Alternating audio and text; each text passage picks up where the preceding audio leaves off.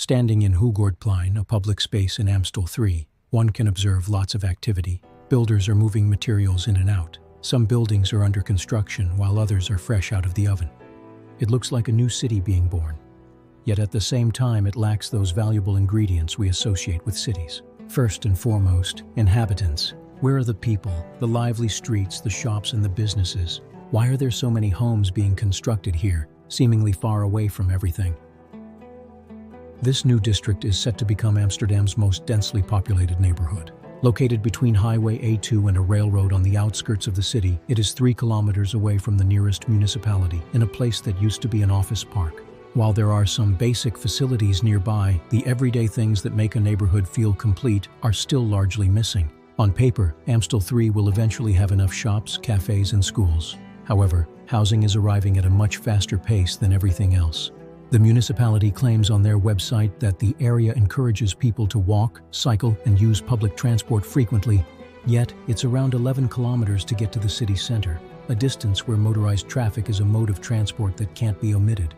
How can the city expect residents to rely on walking or cycling when most destinations lie so far away?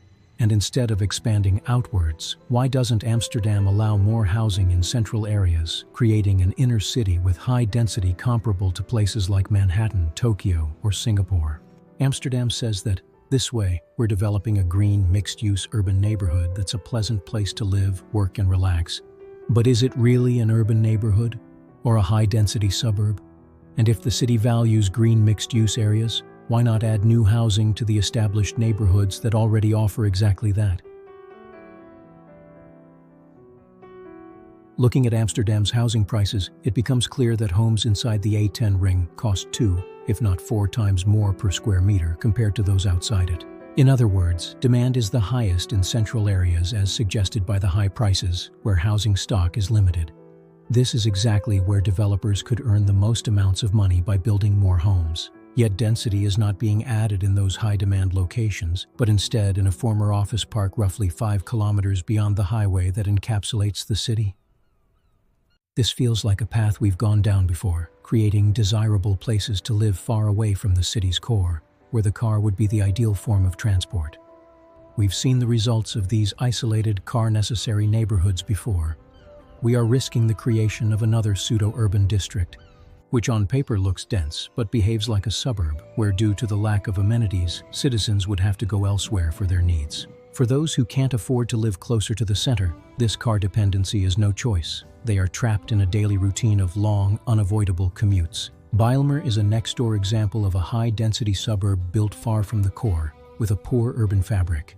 It illustrates exactly what can go wrong when density is pursued without considering people's everyday lives. We stumbled upon a document called Hoogbouwvisie Amsterdam, which suddenly makes it perfectly clear. Amsterdam doesn't allow any high rises and hardly any new built houses within that precious area inside the A10. Instead, high density is allowed outside the city, in areas like Amstel 3, along the edges of Amsterdam.